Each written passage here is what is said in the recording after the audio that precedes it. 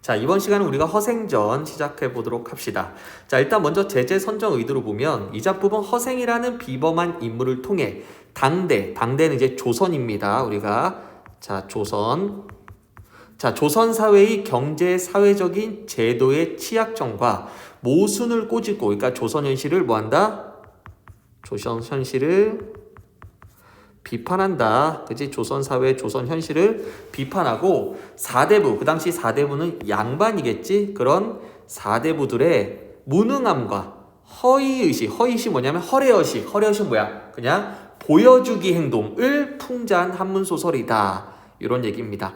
그 다음에 이 작품에서 모티프, 어떤 그 소재를 얻어서 창조적으로 재구성한 허생의 처와 비교하며 읽어보자. 이런 얘기 자 되겠네요. 우리 제재 연구 보면요, 일단 한문소설 풍자소설이고 풍자가 비판이죠. 그래서 풍자한다, 비판한다 이런 얘기고, 전지적 작가 시점, 당연히 고전소설은 전지적 작가 시점이고, 배경입니다. 배경은 조선시대입니다. 조선시대. 우리가 북벌 정책을 세웠던 효종 때인데, 쉽게 얘기하면 우리가 병자호란 이후에 소설이다 이렇게 하면 되고요. 공간은 서울에서 안성, 변상 등등 되게 다양한 이제 공간이 형성됩니다. 자, 특징 보면 실학사상을 바탕으로 합니다. 실학이 뭡니까? 뭔가 학문을 배웠으면 써먹어라. 그래서 이걸 바탕으로 해서 당대 사회 모순을 풍자한다. 그 다음에 허생이라는 영웅의 인물을 행적으로 중심으로, 즉 허생을 중심으로 이야기가 어떻게 된다? 허생을 중심으로 얘기가 전개된다. 그 다음에 실존인물, 허생이 실존이 아니야. 여기 뒤에 나오면 이완이란 장수가 있거든. 걔가 실존이야. 그래서 현실성을 부여한다. 허생은 존재하지 않습니다. 일반적인 고전소설과 달리 미완의 결말, 자, 미완의 결말을 다른 말로 뭐라고 그러냐면 열린 결말이란다. 열린 결말을 해서 독자가 상상할 수 있게 이렇게 한다. 이런 얘기입니다. 자, 이제부터 한번 들어가 볼까요? 선생님, 요거 쉽게 하면 장면별로 하면 좀 쉬워. 장면별로. 그래서 선생님이 장면을 나누어서 할게. 갑니다. 허생의 세부, 먼저 첫 번째는 허생. 첫 번째 장면은 허생에 대한 얘기인데, 허생은 목적골에 살았다. 곧장 남산 밑에 닿으면 우물 위에 오래된 은행나무가 있고, 은행나무를 향하여 문이 열려 있고, 두억한 초가는 비바람을 막지 못할 정도였다. 자, 이거 묶어볼게. 어떻게 산다? 허생은 가난하게 산다라는 얘기죠. 한마디로 가난하게 산다. 우리 가난하게 산다를 사자성어로 삼순구식이라 그래요. 삼순구식 뭐냐면 30일 동안에 9끼의 식사밖에 못 먹는다 이런 뜻입니다. 그래서 가난하다 이런 뜻이에요. 자, 그러나 뭐야? 가난한데도 허생은 글 읽기만 좋아하고 그의 아내가, 허생의 아내가 남의 바느질 품을 팔아서 입에 풀칠했다.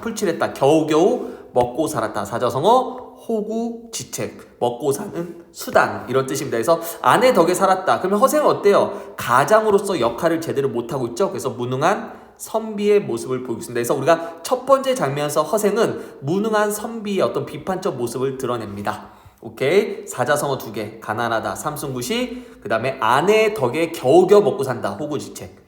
하루는 그 아내가 몹시 배가 고파서 울음 섞인 소리로 말합니다. 당신은 평생 과거를 보지 않으니 글 읽어 뭐합니까? 자, 이제 아내의 공부에 대한 가치관이 나와. 독서의 이유 뭐야? 과거를 봐야 된다. 출세해야 된다. 허생이 웃으면서 아직 나는 독서를 익숙하지 못했어. 허생은 공부를 왜 하냐면 뭔가 과거를 보려고 하는 게 아니라 그냥 학문적인 성취를 이루기 위해서, 그냥 자기 만족하기 위해서 읽는다고 지금 얘기하고 있죠. 그러니까 아내가 그럼 공부하고 있는데 장인 받지도 못하나요? 장인은 뭔가 이제 뭔가를 만들어 파는 사람이겠죠. 허생이 배우지 않은 걸 어떡하겠소? 아내가 그럼 장사는 못합니까? 그러니까 허생이 돈이 없는 걸 어떡하겠소? 그 말이지. 아내가 화냅니다. 밤낮으로 글을 읽더니 기껏 어떻게 하겠소? 소리만 배웠단 말씀이요? 장인도 못한다, 장사도 못한다. 그러면 도둑질도 못하는 해서 무능한 양반을 대놓고 까는 그런 최고의 표현이죠. 허생은 그 말에 뭐랍니까? 책을 딱 덮고 일어나면서 아깝다. 내가 당초에 글 읽기를 10년을 약속했는데 오케이? 이제 겨우 7년인가 하고 문 밖으로 나가 버렸다. 자, 여기까지가 첫 번째 장면입니다. 여기까지가 시험 문제 나올 수 있는 첫 번째 장면인데, 첫 번째 장면은 뭐가 문제냐? 첫 번째 장면은 허생과 누구의? 아내의 뭐에 대한? 아이고, 독서에 대한. 그치? 독세가 아니지, 그치? 독서지. 독서에, 아이, 진짜 왜 이래. 독서에 대한. 허생과 아내의 가치관의 차이죠. 가치관의 차이가 들어간다. 그래서 허생은 어떻다? 허생은 독서를 왜 한다? 독서의 목적이 뭐야? 독서 목적? 익숙하게 학문적인 성취. 학문적인 성취를 위해서 한다. 즉 이거는 결국 자기 만족을 위해서 하는 거야. 그치? 자기 만족. 근데 아내의 생각은 다르죠. 아내는 어때? 아내는 실용적이어야 한다. 실용적. 뭔가 배웠으면은 그걸로 과거를 보던가 아니면은 장인밭이라도 하든가 아니면 장사라도 하든가 그것도 아니면 이것저것 못하면 도적이라던가. 그러면은 이 작가 우리 아까 전 여기서 특징에서 실존 인물 그 다음에 실학사상을 바탕으로 했잖아. 실학사상이 선생님 아까 뭐라 했지? 배웠으면 써먹어라. 박준희 바로 실학파거든. 그러면 솔직히 우리가 첫 번째 장면에서는 허생과 아내 중에서 이 작가는 누구 편을 들까? 당연히 아내 편을 들겠지. 그래서 허생은 그 당시에 무능한 양반이 되고요. 무능한 양반의 모습을 보여주고요. 그 다음 아내는 뭡니까? 아내가 바로 작가의 대변인입니다. 대변인. 오케이? 작가의 대변인. 그래서 공부했으면 써먹어라 라는 얘기를 하는 작가의 대변인. 그래서 첫 번째 장면은 독서에 대한 허생과 아내의 가치관 차이가 포인트였고 여기서 비판의 대상은 허생이죠. 허생. 오히려 아내가 작가의 대변이다. 이런 얘기입니다. 아무튼 그렇게 해서 이제 허생은 어디 갑니까? 집을 나가게 되죠. 왜? 아내가 하도 뭐하니까 하도 바가지를 긁으니까 허생은 거리로 나갔는데 알만한 사람이 없었어. 왜? 7년 동안 집에서 책만 읽었으니까. 바로 큰 길거리에 나가서 길 가는 사람을 붙잡고 묻죠. 누가 이 중에서 이 동네에서 가장 부자요? 변씨라는 사람을 추천합니다. 자, 변씨는 이게 소설이 조선 후기인데 신흥 상인 계층, 즉 장사로 돈 번 사람입니다. 허생은 곧장 변씨를 찾아가죠. 변씨를 보고 길게 인사를 한 다음에 내가 집이 가난해서 뭘 해보려고 하는데 만냥만 빌려줘. 야, 상남자다 상남자. 그지? 변씨가 그러시오. 야, 둘 다 미친놈이다. 진짜 대범하고 대단하죠? 만냥을 빌려줍니다. 허생은 감사하다는 인사도 없이 가버려요. 와, 현실에선 절대 있을 수가 없는 얘기죠. 변씨 집의 자제와 손님들이 자 얘네 세모 쳐봐. 얘네들 일반적 사람들이야. 그치? 일반적 사람들.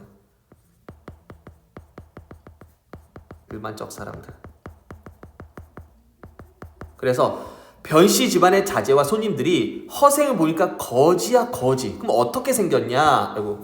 어떻게 생겼냐? 가볼까요? 이거 묶어볼게. 실띠에 술이 빠져 너덜너덜하고 신발 뒷굽은 다 닳았고 쭈그러진 갓에 허름한 도포를 거치고 코에는 맑은 콧물을 흘렀다. 자, 여기까지 거지다. 그래서 몰락한 선비의 모습을 묘사하고 있지. 찌질한 양반의 모습 묘사해요. 사자성어로 패포파립이라고 합니다. 사자성어는 시험 문제 나올 수 있으니까 무조건 외우자. 그래서 한마디로 허생에 대한 묘사, 찌질한 몰락한 양반의 모습이죠. 그러니까 손님과 자제들이, 즉 변씨 집안의 사람들이 허생을 보니까 꼬라지가 병신 같잖아. 그래서 허생이 집에 가자 물어보죠. 변씨한테. 저 사람 압니까? 변씨가 모르지.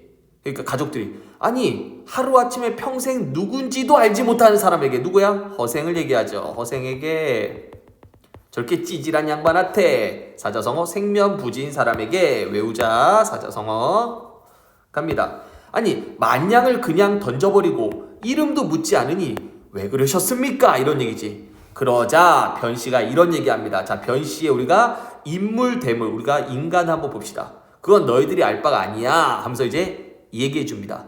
원래 남에게 무엇을 빌리러 오는 사람은 자 이거 묶어봐. 남에게 무엇을 빌리러 오는 사람 이콜 얘는 일반적인 사람에게 일반적 사람 일반적으로 남에게 뭔가를 빌리러 오는 사람은 동아의 1번 자기 뜻을 대단히 선전한다. 이런 거지. 내가 이번에 말입니다. 자동차 사업을 할 건데 말입니다. 야, 이거 잘 되면 한 50억이 떨어진다. 이런 얘기 하는 거겠지. 허장성세. 허세 부린다. 이거 허세.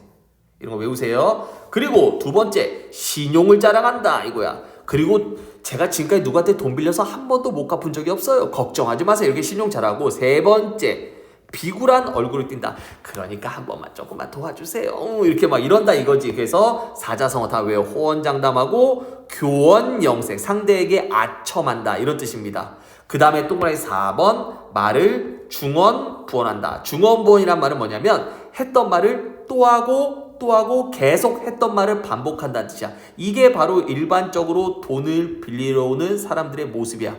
그런데 저 사람은 말이다. 여기서 저 객은 누굽니까? 허생이죠? 모습은 허술, 찌질하지만, 자, 동그라미 1번. 말은 간단했단 말이야. 동그라미 2번. 눈을 오만하게 떴고, 동그라미 3번. 얼굴에 부끄러운 기색이 없는 것으로 보아 저 사람은 돈이 없어도 만족하며 살 수 있는 사람이다. 돈이 없어도 만족하며 살 수 있다. 사자성어. 스스로의 분수에 만족한다. 안분지족. 안빈 낙도할 사람이다. 안빈낙도. 안빈낙도할 사람이다. 안분지족이랑 안빈낙도 갑니다. 그 사람이 해보고 했다는 일은 분명히 작은 일이 아닐 것이다. 나 또한 그를 테스트해보고 싶었다. 아니 안 주면 모르되 이왕 만냥을 주려고 했는데 이름은 무어서 뭐하니? 여기까지가 바로 두 번째 장면입니다.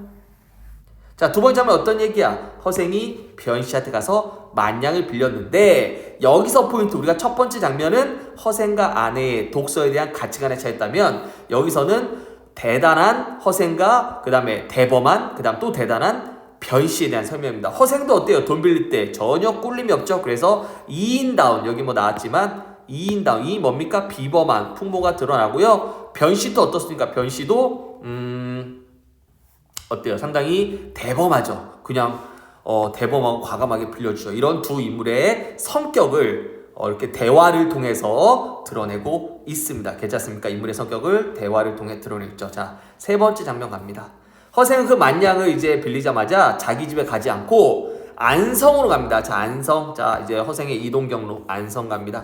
안성은 어떤 곳이냐? 경기도와 충청도와 충청도 사람들이 모이는 곳이고 삼남, 충청도, 전라도, 경상도의 길목입니다. 거기에서 뭐 했냐면, 자, 이제부터 중요한 단어가 나옵니다. 줄쳐볼까요? 대추, 방, 감, 배, 석류, 유자의 과일을 2배 값으로 사들였다. 자, 이거 우리가 조금 경제적으로 유식한 말로 매점 매석을 했다라는 뜻입니다. 매점 매석을 했습니다. 매점 매석.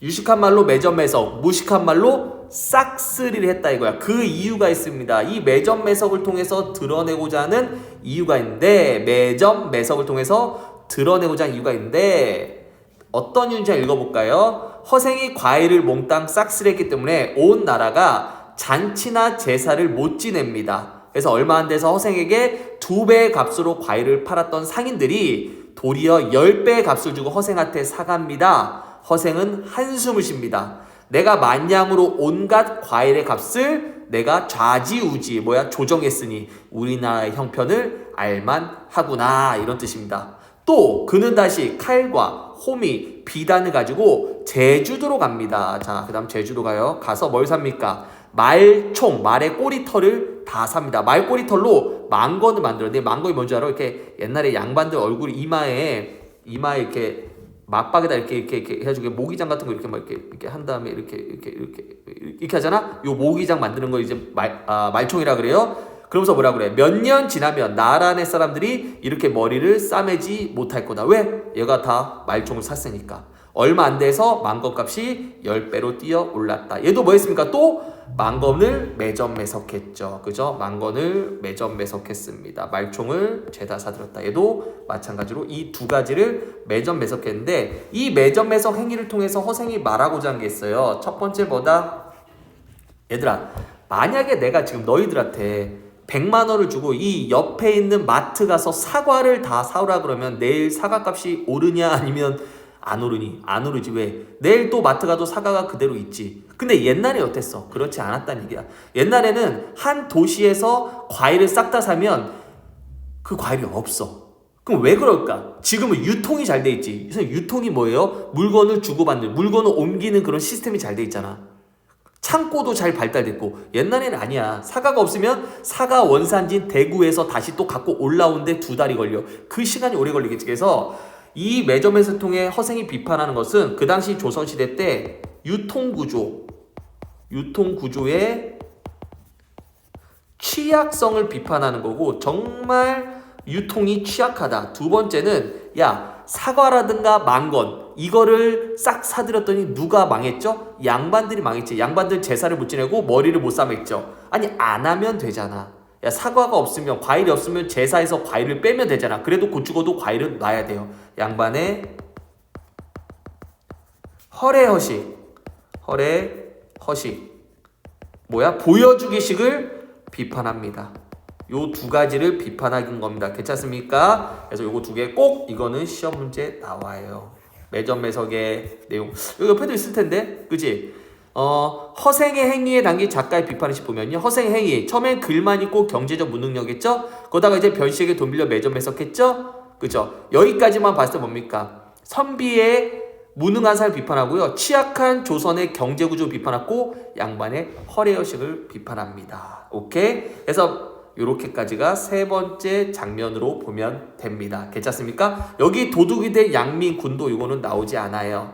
오케이? 이건 나오지 않는데, 선생님이 중략주거리를 보면 이 중략주거리 나오죠? 네, 선생님이 가볍게 보면 제주도에 가서 말총을 사고 또 떼돈 벌어요. 떼돈 엄청 벌어서 이제 다시 제주도에서 조선으로 이제 다시 육지로 오려고 배를 타는데, 뱃사공한테 말을 합니다. 야, 사공아, 혹시 네가 배로 운전하다가 배로 이렇게 돌아다니다가 아름다운 땅, 혹시 넓은 땅 본 적 있냐? 그러니까 사공이 본 적 있다 얘기해. 그래서 허생이 한번 데리고 가보자. 날 데리고 갔더니 허생이 그 땅을 둘러보더니 아쉬워해. 너무 좋긴 한데 땅이 좁아. 그래서 아쉬워해. 허생이 뭔가 그 땅에서 나라를 세우고 싶었지. 그러나서 다시 이제 육지로 옵니다. 근데 육지로 왔는데 그때가 아까 선생님이 얘기했죠. 뭐죠? 병자호란이 끝난 후지. 그러니까 백성들이 딱 도둑이 돼서 도둑이 되게 너무 많아. 우리나라에 백성들도 도둑이 되는 그런 시대였으니까. 그러면 관리들이 그 백성을 잘 챙기고 해야 되는데 안 해. 아까 얘기했잖아. 청나라 복수하자, 청나라 공격하자, 그 지랄 떨고 있으니까 그 힘든 백성들, 전쟁으로 인해 힘든 백성들 다시 군사로 만들어서 훈련시키고, 그러니까 백성들이 더러워서 안 한다고 그래서 산적이 된 거지. 그런 산적이 늘어나니까 오히려 국가에서는 군사를 일으켜서 산적을 잡으려고 그래.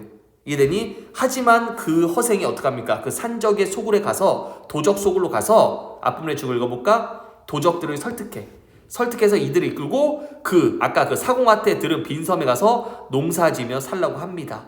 또 그곳에서 농사와 무역을 통해 돈을 번 허생은 자신의 이상국, 자신이 원하는 나라를 세울 테스트를 마친 뒤에 섬에서 나와 또 육지로 와서 많은 사람들 구제하고요. 그 다음에 엄청나게 많은 돈을 그 넘어오는 길에, 육지로 오는 길에 바다에다 다 던져. 왜? 조선에선 쓸 수가 없기 때문이야.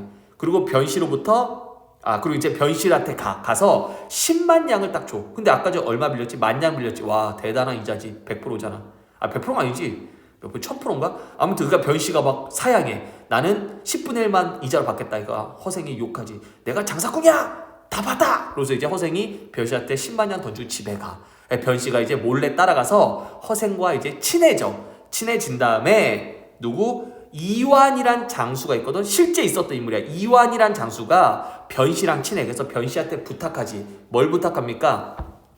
병자호란 때문에 병자호란이 아니라 우리가 청나라를 복수하기 위해서 여러 뛰어난 인재가 필요한데 혹시 괜찮은 인재 아는 사람 없냐고. 그래서 변씨가 당연히 누구 추천하겠어?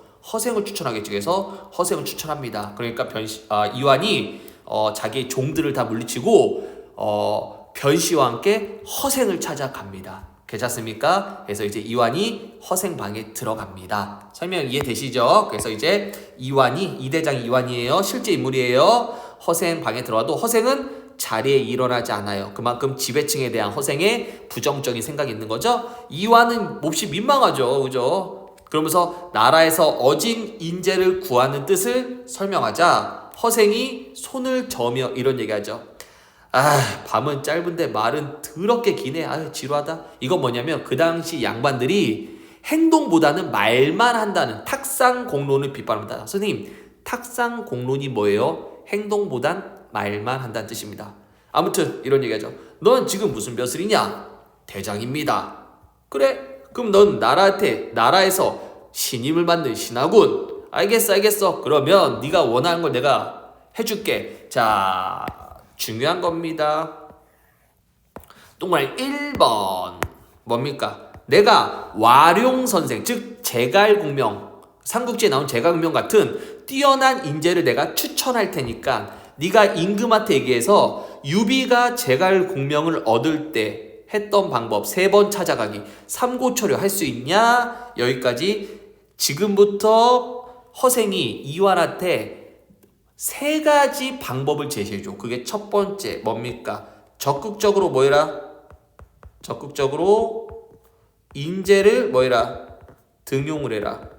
너 적극적으로 인재 등용할 수 있니? 임금한테 얘기할 수 있니? 그러니까 이 대자 뭐라고 그래? 어렵습니다. 두 번째 다른 방법을 듣고자 합니다. 왜? 우리 임금 체면이 있지. 어떻게 임금이 직접 3번이나 찾아가서 인재를 등용하냐? 에휴, 그러니까 아직 급하지 않은 거야. 아직, 그죠? 이거죠. 그러니까 허생이 뭐라 그래? 나는 두 번째 모른다. 왜? 기분 나쁜 거지. 내가 첫 번째 얘기해도 못 들은 멍충이들 하다가 이 대장이 자꾸 부탁하니까 얘기합니다. 그래, 알겠다. 자, 얘기해 줄게. 두 번째. 자, 두 번째. 명나라 장수들이 조선은 옛날 은혜가 있다고 하여. 그게 뭐냐면 이거야. 옛날에 우리가 병자호란 전에 임진왜란, 일본이란 전쟁했잖아. 그때 명나라가 우리 도와주거든. 그래서 명나라 장수들은 조선은 우리 명나라한테 은혜를 입었다고 생각하고, 그래서 명나라 장수들이 우리나라에 많이 망명해서 정처 없이 떠돌고 살고 있는데, 왜 그래요? 이 시대를 알아야 돼. 이 시대는 우리가 청나라한테 뒤지게 맞은 어떤 그런 시대도 되지만, 우리나라면 여기가 명나라고 여기가 청나라야. 여기가 조선이었죠. 사실 그때 이미 청나라가 명나라를 뒤지게 패서 명나라가 되게 쪼그라든 시대거든. 그래서 명나라 장수들이 여기 있기 싫으니까 조선에 와서 많이 살았어. 근데 어떻게 살았어? 정처 없이 떠돌며 살았어. 그러니 너는 이완이지? 임금한테 얘기해서 왕들의 딸을 모두 그들 누구야? 명나라, 우리나라에서 떠돌아다니는 명나라 장수들이겠지. 걔네에게 시집 보내고 권력자들의 집을 빼앗아 그들에게 나눠줄 수 있냐라고 얘기하는 거야. 자, 이건 뭐냐면, 야, 너희가 잘 알아야 되는데 우리가 병자호란 끝나고 지금 청나라에 복수하자라는 거잖아. 청나라와 싸우자 다시 한번.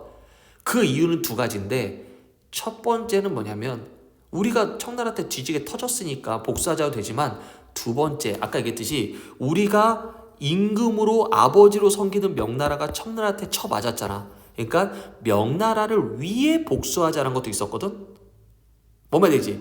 그런 뜻을 갖고 청나라와 다시 싸우려고 준비하는데, 실질적으로 지금 명나라의 장수들이 우리 조선에서 거지처럼 지내잖아. 그러면 그들을 왜 돕지 않냐 이거야. 그러니까 말로는 명나라를 위해서 청나라와 싸우자 그러고, 아니 실제 할 수 있는 행동, 조선에서 힘들게 사는 명나라 장수를 왜 돕지 않냐 이거야. 두 번째 뭡니까? 뭐 여기 나왔지만 권력자들의 기득권을 폐지하고 명나라 망명적 우대하자. 이것을 좀 더 돌려 얘기하면 뭐야? 실질적인 친명 배청 정책을 해라. 친명 배척이 뭐야요? 명나라랑 친하고 청나라를 배척하는 정책이야. 그러니까 말로만 명나라 위해서 한다 하지 말고 실제적으로 명나라랑 친하고 청나라를 배척하는 정책을 하고, 두 번째 아까 얘기했지만 권력자, 그치? 여기 적혀있죠. 권력자의 기득권 뭐야? 잘 먹고 잘 사는 거. 기득권을 폐지해라. 이렇게 2가지 정책을 제시했습니다. 상당히 설득력 있죠. 그죠? 그러니까 또 뭐라 그래? 어렵습니다. 또 못한대. 그러니까 허생이 이것도 어렵고 저거 어렵다? 또 뭐 할 수 있냐? 알겠다. 가장 쉬운 게 있는데 마지막으로 그거 할 수 있겠냐? 말씀하십시오. 알겠다. 요즘 너희들이 천하의 대의를 외치고 있는데, 대의, 청나라를 공격하는 거죠. 그럼 먼저 이 세상의 영웅 호걸들과 결탁하지 않고는 이길 수 없다. 그리고 남의 나라 청나라지. 청나라를 치려면 먼저 첩자를 보내야지만 성공할 수 있다 이 뜻이야. 그러니까 상대를 알아야 된다 이거야. 지피지기 백전백승이란 뜻이야. 상대를 알고 나를 알아야 된다 이거야. 근데 지금 말이다. 지금 시대는 만주정부 명나라가 명나라야. 갑자기 천하의 주인이 되어서 중국 민족 이건 이제 만주정부는 청나라야. 청나라가 갑자기 이 세상의 주인 됐어. 왜? 다 먹었잖아. 명나라도 박살내고 그지? 그래서 중국 민족 이퀄 한족 즉 명나라야. 중국 민족과 친해지지 못하는데 근데 조선이 다른 나라보다 먼저 섬기게 됐잖아. 왜? 우리 병자호로 인해서 졌으니까. 그래서 저들이 그나마 지금 우리를 믿고 있다. 뭐 사이가 좋아서 믿든 우리를 정복해서 우리가 어쩔 수 없이 뭐 청나라에게 굴욕적으로 아래 들어가서 지내든 아무튼 청나라 우리 믿어. 그러면 우리가 청나라한테 부탁해. 뭐라고? 당나라 원나라 때처럼 우리 왕의 자식들을 청나라에 유학 가서 벼슬 하도록 허용해 달라고 부탁해. 청나라한테. 그리고 우리나라 장사꾼들이 청나라 가는 것을 금지하지 말도록 부탁한다면 저 청나라 애들도 자기들과 친해지려는 우리들의 모습 보고 기뻐서 승낙할 것이야. 그러면 너희는 임금의 자식을 뽑아 머리를 깎아야 돼. 청나라 머리처럼 이렇게 앞머리 막 알지? 이렇게 우리 이렇게 이마가 있으면 이렇게 앞에는 다 깎아버리고 뒤에만 이렇게 따는 거. 그래서 머리를 자르고 중국 청나라 옷을 입혀서 그 중에 선비는 청나라 가서 빈공과 과거를 보게 하고 우리 서민들은 멀리 강남 지역에 건너가서 장사를 하면서 뭐해라 포인트. 청나라의 실정을 점탐하고 그 다음에 청나라에 있는 영우호골드가 결탁한다면 다시 얘기하면 뭐야?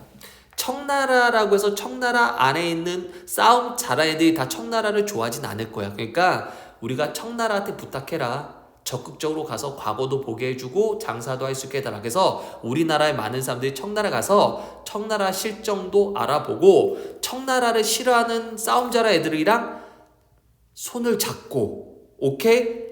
같이 힘을 합친다면 한번 천하를 뒤집고 청나라를 이길 수 있고 지금까지 당했던 국치 병자호란의 치욕을 씻을 수 있을 거다.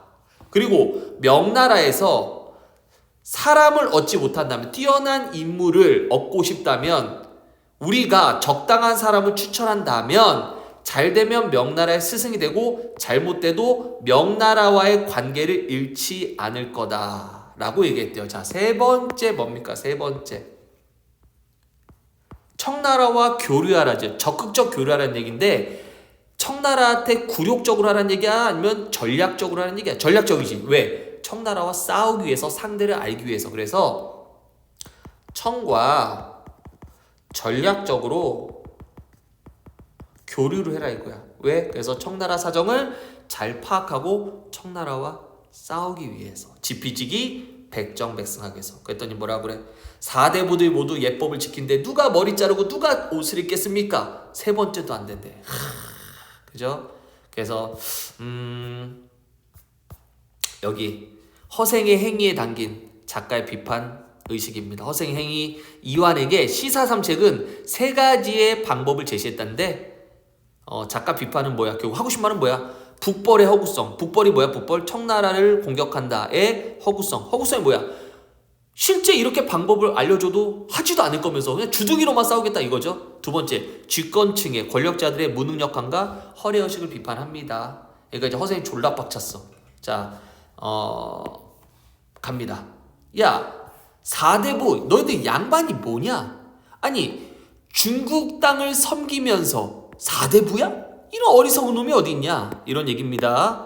그리고 옷은 흰 옷을 입고 있어. 우리 4대부들 흰 옷 양복 입어. 흰 옷에 한복 입잖아.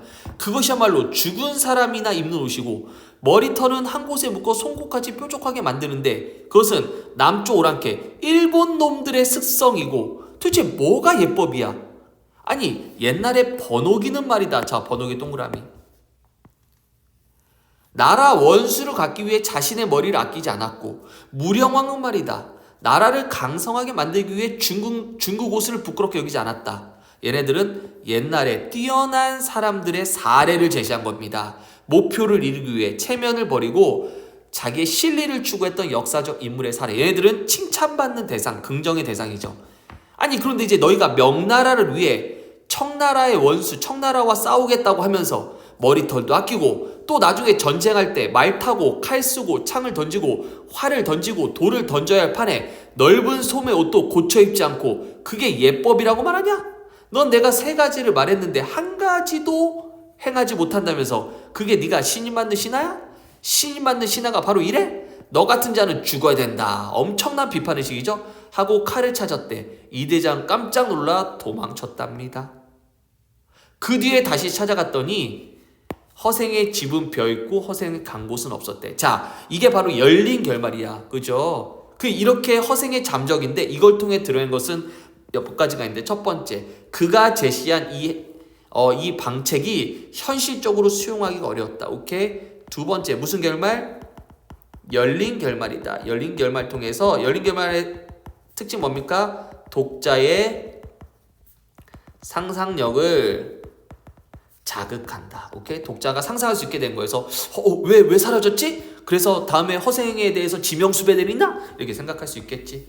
아무튼 우리가 여기 핵심 작품 속의 비판의 주체이자 비판의 대상 허생이야. 자, 비판의 주체. 우리가 비판의 대상, 허생은 처음엔 비판의 대상. 언제 우리 장면 1번에서 비판의 대상 됐지? 무능한 양반의 모습 보였잖아. 오히려 아내가 더 작가의 대변인이었고 그 다음 뒤에 가서 이제 비판의 주체가 됐죠. 그래서 비판의 먼저 대상은 아까 전 얘기했지만 독서만 하고 생계를 거들떠보지 않고 바느질로 먹고 사는 아내로부터 욕을 처먹는 비판의 대상이 되기도 하고요. 비판의 주체. 허생은 이완에게 질책을 통해 허례허식에 찬 양반의 모순과 지배계층의 무능함을 비판했다. 이렇게 얘기하면 됩니다. 자, 그래서 선생님 다시 얘기하면 장면별로 하면 첫 번째 장면은 아내와 허생의 독서에 대한 가치관의 차이. 그래서 비판의 대상은 허생이 되는 거고요. 두 번째 뭡니까? 변씨와 허생이 둘 다 대범한 모습을 대화를 통해 드러내고요. 그 다음 세 번째 뭡니까? 허생의 매점매설을 통해 우리 유통, 경제구조의 취약성과 양반의 허례허식을 비판하고요. 네 번째는 이완한테 3가지의 방책을 제시했지만 한 가지도 따르지 않는 그 권력자를 무능과 그런 어떤 북벌론의 허구성을 비판하는 허생의 모습을 보여줍니다. 여기까지가 지문이었습니다. 우리 다시 맨 뒤에 해설 보면 인물사에 나타난 갈등 양상을 파악하면 허생의 아내와 허생의 갈등, 아까 얘기했지만 뭐죠? 생계보다는 학문적 성취를 몰두하는 허생과 가족의 생계를 위해 무엇이라도 해야 한다는 아내의 상반된 생각이 갈등일으킨다. 즉 독서에 대한 가치관의 차이다. 허생과 이완의 대상, 나라의 위기를 구하기 위해서는 실리 뭐야? 실제적으로 할 수 있는 걸 쫓아야 한다고 생각하는 허생과 명분에 빠져 격식에 허례허식에 빠져있는 허생의 제안을 받아들이지 못하는 이완대장의 갈등을 빚는다. 이런 얘기입니다. 됐습니까? 그 다음 2번도 잠깐 볼게요. 허생전의 배경이 된 사회문화적 배경과 관련된 글인데, 그래서 작가가 작품 통해 비판하고자 하는 사회 현실은 뭡니까? 임진왜란 병자호란을 겪으면서 조선사회 질서는 크게 변합니다. 백성들의 삶이 더욱 가난해지고 상품 화폐 경제가 발달하고 이로 인해 신분 질서가 동요합니다. 하지만 일부 지배층 양반들은요, 이러한 변화를 무시하고 계속 성리학, 유학을 바탕으로 국가를 운영하면서 신분 질서를 자꾸 강화하려고 합니다. 사회는 변하는데 그게 실은 권력자들은 자꾸 막으려고 하죠. 그러나 조선 지배 이념이 성리학은 이론과 형식만 강조하고 다른 학문을 경시한 나머지 현실 문제를 해결할 수 있는 방안을 제시하지 못해서 그래서 성리학 세계가 붕괴되죠. 이런 얘기입니다. 자, 우리가 요거 허생의 아내까지만 하고 끝내죠. 허생의 아내는 액자 소설, 패러디 소설. 뭘 패러디했어? 허생전을 패러디했죠? 풍자 비판. 주제는 남성 중심의 이데올로기 비판. 가부장적인 사회에서 짓밟힌 여성의 삶. 가부장적 뭐야? 남자가 짱이다라는 사회에서 짓밟힌 여성의 삶을 비판하고요. 특징, 허생의 아내를 중심으로 설정하고요. 현재 이야기와 과거 이야기가 교차한다. 자, 앞부분의 주관만 잠깐 볼까요? 가난한 삶 속에서 집을 나간 남편만 기다렸던 나는 납니다. 남편이 집을 나간 5년 동안 변씨에게 돈을 빌려 큰 돈을 벌었다는 사실을 전해 듣고 충격에 빠진다. 그죠? 우리 앞에서 그랬잖아. 이거 이제 아내의 입장이 중심이죠. 또 남편이 자신을 큰 집에 맡겨두고 다시 떠나려 한다는 사실도 알게 된다. 이러한 상황에서 이복동생 뭐야? 엄마가 다른 동생의 시할머니에게 밖으로만 도는 남편의 행동이 자신 때문이란 꾸중도 듣고 억울함을 느낀 나는 결국 집을 떠난다. 그래서 우리가 앞에서는 허생이 중심물이었다면 여기서는 허생의 아내가 중심물입니다. 읽어볼까요? 사람들은 남편을 뛰어난 인재라고 했다. 남편 있고 허생. 왜? 큰 돈을 벌었으니까. 천하를 경영할 재주가 있다고 칭찬까지 했다. 그러나 남편이 죽는지 사는지 아내인 내가 모르고 내가 죽는지 사는지 남편이 모르면서 아니 뛰어난 인재가 되는 거라며 그 뛰어난 인재란 말은 분명히 세상에 쓸모없는 존재라고 나는 생각한다 이거겠죠. 이 세상 돌아가는 법칙이란 성현들이 주장한 것처럼 그렇게 복잡하고 어려운 것은 아닐 텐데 그냥 행복하게 살고 자식 낳아 기르고 자식에게 좋은 세상 살도록 해주는 것 그것 말고 뭐가 있겠냐 이거야. 이거는 아내의 가치관이야. 나의 가치관. 그거 어때? 소박한 삶이지. 그지? 가족 중심의 소박한 삶이야. 나는 이게 가장 소중한 삶이다 생각해. 어머니는 죽고 어머니 누굽니까? 전쟁에서 정절을 지키려는 어머니입니다. 서모는 살았다. 나는 판단할 수가 없다. 어머니는 죽어 잠시 세간의 칭송 사람들에게 칭찬을 받을지 모르지만 서모 새엄마는 욕을 먹으면서까지 살아남아 자식을 키우고 집안을 돌봤다.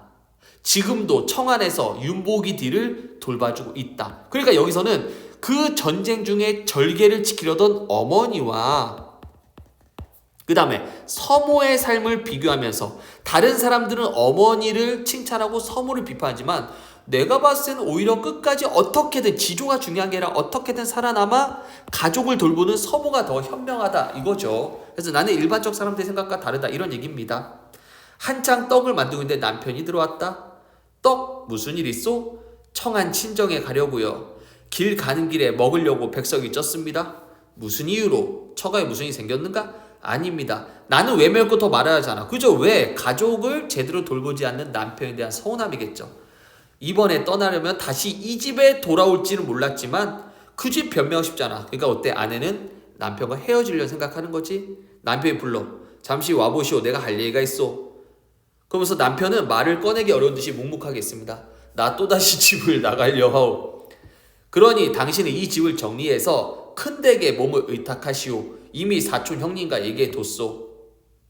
이 집을 정리한다면 아주 안 들어갈 겁니까? 나도 모르오. 내 뜻이 이곳에 있지 아니하이. 즉 내 뜻은 집에 있지 않고 더 큰 세상 나라를 구한다. 이런 곳에 있으니까 장담하기 어렵소. 존나 무책임하죠. 그러니까 아내와 허생은 다른 거야. 아내는 집이라도 잘 지키는 사람이 훌륭한 사람이다. 먼저 집을 잘 지키는 사람. 근데 허생은 어때요?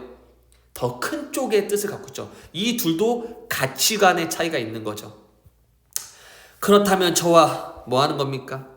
이혼을 하시죠. 그러니까 허생이 뭔 소리 하는 거요? 우리가 결혼한 사이인데 어찌 그걸 쉽게 깨뜨릴 수 있단 말이오? 사람에게 믿음이 중요하고 나쁜 새끼. 남자들은 저 편리한 대로 믿음이니 뭐니 잘도 갖다 대는군요. 우리가 결혼한 것이 약속이니 지켜야 한다고 합시다. 하지만 어찌 그 약속을 여자 혼자 지켜야 하는 것입니까? 당신은 그 약속을 저버리고 절 돌보지 않았으니 제가 약속을 지켜야 할 상대는 어디 있습니까? 차라리 저는 이혼을 하고 나서 팔자를 고쳤어 합니다. 와우, 멋지네요. 그러니까 허생이 양반집 아녀자가 어찌 입에 담아설 안 될 소리를 하오. 당신이 인륜을 저버리고 예의 염치도 모르는 행동을 하리라고는 생각할 수 없소. 상당히 고리타분한 아재, 꼰대의 허생의 모습을 보일 수 있죠. 완전 유학자, 진짜 선비의 모습이죠. 십선비라고 그러죠, 이런 거를. 인륜? 예의? 염치? 그게 뭡니까? 하루 종일 무릎이 아프도록 웅크리고 앉아 바느질하는 게 인륜입니까? 남편이 무슨 일을 하든 기장과 조, 즉 양식을 빌려다가 아침 저녁을 먹이고 그것도 부족해서 술 친구 대접까지 해야 그게 예입니까? 하루에 12번씩 청소 빨래 설거지 그게 염치입니까? 아무리 굶어 죽어도 끽술 못하고 눈이 진무드로 바느질하다가 아무 쓸도 없는 노파 할머니가 되는 게 그게 인륜입니까?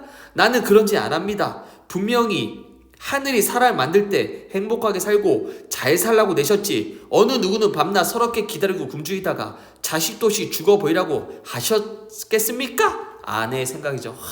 할 말 다 하죠. 그러니까 뭐라 그래? 허생이 기다리는 게 우리 아내의 아름다운 미덕 아니요? 존나 가부장적이고 십선비의 모습을 보입니다. 아내가 미덕요? 난 꼬박 5년 동안 당신 기다렸어요. 그 전에 굶기를 밥 먹다 한 게 몇 해였지 뭐야. 당신이 집에 나가기 전에, 즉 당신 집에 있을 땐 또 졸라 굶어. 우리가 입에 풀칠이라도 할 수 있었던 것은 오로지 내 두 손을 바삐 움직이고 내 두 눈이 호롱불 빛에 짓눌렀기 때문이다. 뭐야? 바느질해서 겨우겨우 먹고 살았다. 그런데 저 뭡니까? 앞으로도 뒤로도 절망밖에 없습니다. 그런데 당시 여전히 유유자적 더러운 세상을 경멸하여 가슴에 품은 뜻을 뽐낼 뿐이죠.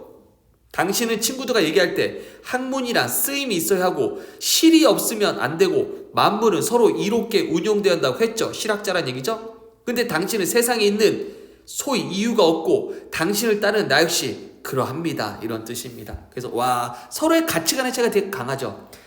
허생은 뭐야? 배웠으면 써먹어라. 선비네, 그죠? 실학자네. 그런데 그 써먹어라. 어디에? 더 큰 뜻에 나라를 위해 써먹어라. 하지만 아내는 뭐야?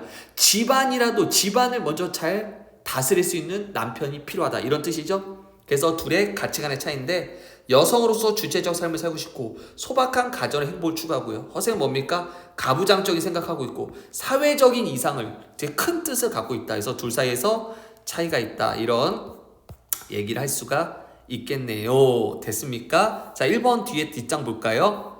허생의 처와 비교할 때 허생의 처에 달라진, 허생전과 비교할 때 이 소설의 달라진 점이 무엇인지 허생의 처의 태도를 중심으로 작가가 전달한 내용을 무엇인지 말해보자. 허생전에서 아내의 태도는 어떻습니까? 실생활에 도움되지 않는 글읽기만 일삼고 있는 남편에게 불만을 제기하고 있지만 문제를 해결해서 적극적으로 나서진 않죠. 근데 이 허생의 처에서는 어땠습니까? 집의 의무, 가장의 의무를 저버린 남편과 결혼관계를 지속할 수 없음을 내세워 강하게 문제 제기를 한다. 그래서 작가가 전달하고자 하는 내용은 뭡니까? 이 허생의 처의 내용이 전달한 거죠. 허생 행동 뒤에는 아내의 희생이 있었음을 드러내서 가부장적인 이데올로기를 비판하고요.